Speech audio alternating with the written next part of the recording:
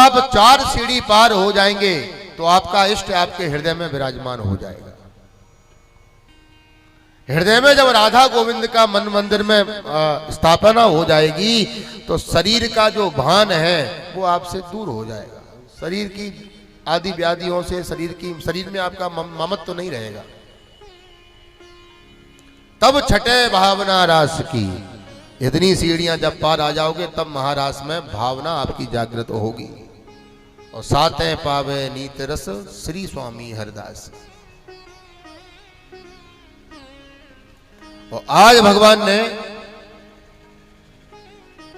भगवान की कथा करते करते नाम जप लीला गुण रूप धाम का आश्रय लेते लेते जब आपकी मानसिक स्थिति इस लेवल की हो जाए कि तन जहां राखो हे हरि मन वृंदावन धाम और जुभा से सुमरण करूं प्यारे श्यामा श्याम।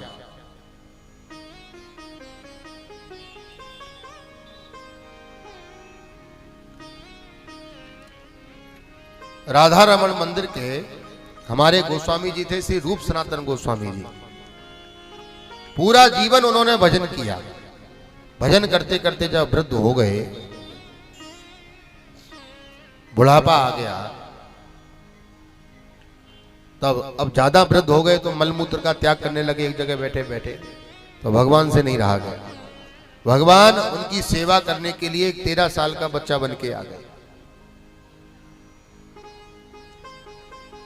13 साल का बालक बन के भगवान रहने लगे। अब भगवान बाबा के कपड़े धोते हैं, भगवान बाबा के वस्त्र धोते हैं, भोजन बनाते हैं, भगवान सब काम कर रहे हैं।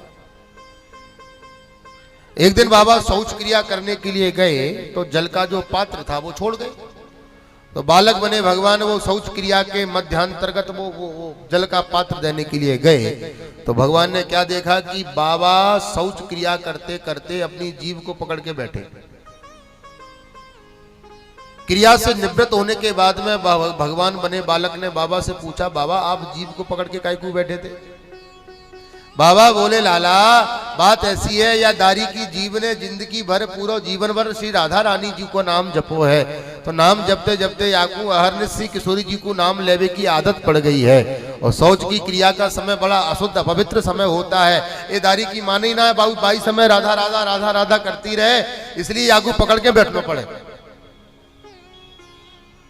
भगवान बने बालक ने कहा कि बाबा कहीं उसी समय आपके प्राण निकल जाते तो?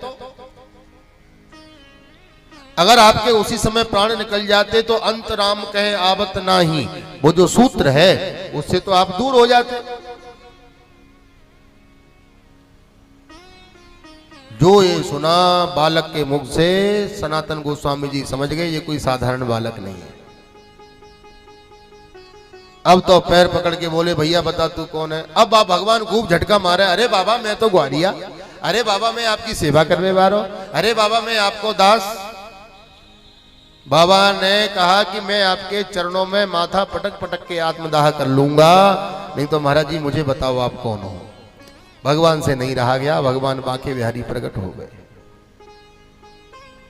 अब बाबा जोर जोर से रोवे लग गए, आहा देखो मैं कितना मंद बुद्धि हूं।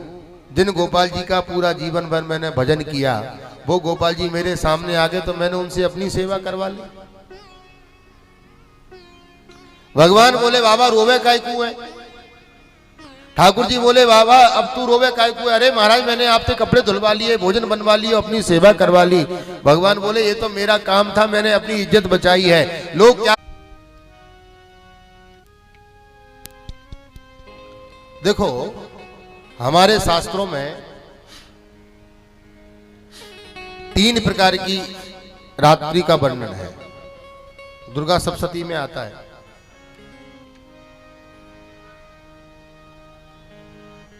तीन प्रकार की रात्रि।